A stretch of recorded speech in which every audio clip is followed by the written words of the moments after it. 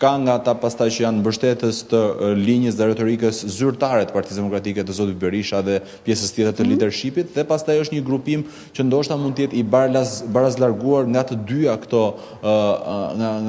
dyja degëzime brenda Partisë Demokratike, të cilat kanë qëndrime kritike me leadershipin e zotit Berisha dhe atë se çfarë ka ndodhur pas 11 majit, por nga ana tjetër nuk janë asociuar apo nuk janë bashkuar me lëvizjen e zotit Saliani. Në komunikimin fakt që unë kam pasur gjatë pasdites sotme, ku jam interesuar nëse do t'ishte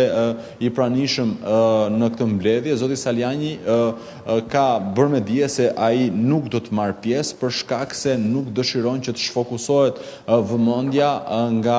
protesta e datës 22 dhjetor dhe akuzat të cilat rëndojnë mbi maxhorancin që ka të bëjnë si me zëvendëskryeministren Balluku, por edhe me çështjen më të fundit atë të Akshit. Okej, mirë, Ardit, të falenderoj. Zoti Saliani ka dhënë në komunikimin që unë kam pasur.